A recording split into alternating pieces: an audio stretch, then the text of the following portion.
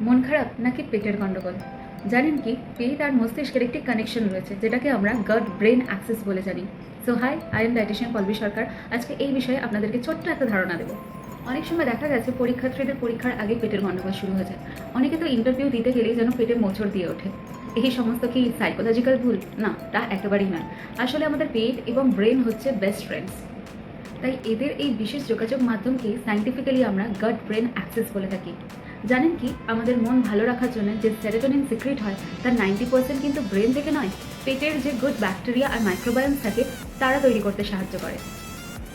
তাই পেট খিটখিটে থাকলে মেজাজ খিটখিটে হওয়াটা খুব স্বাভাবিক ব্যাপার। তাই অবশ্যই আপনাদের চেষ্টা করতে হবে ডায়েটের মধ্যে যতটা সম্ভব প্রসেসড এবং আলট্রা প্রসেসড ফুডগুলোকে এড়িয়ে চলার। তাহলে আমরা কি ইনক্লুড করতে পারি? আমাদের পেটের গুড ব্যাকটেরিয়াগুলোকে বাড়ানোর জন্য অবশ্যই কিন্তু আমরা টক দই নিজেদের পাতে রাখবো। এছাড়া অবশ্যই আপনাদেরকে হাই ফাইবারযুক্ত খাবার খেতে হবে, যেমন শাকসবজি, ফলমূল, even adequate amount of protein. অবশ্যই সেগুলো যেন মিনিমালিক প্রসেসড হয়, সেটা আপনাকে খেয়াল রাখতে হবে। তাহলে বুঝতে পারলেন তো, হ্যাপি পেট মানে কিন্তু হ্যাপি মাইন্ড। অবশ্যই আপনি তাহলে চেষ্টা করবেন নিজের দিকে খেয়াল রাখা। আচ্ছা, আপনাদের টেনশন হলে পেটের উপর কেমন প্রভাব ফেলে জানাতে ভুলবেন না কিন্তু। So take care and stay healthy and stay tune for the next video.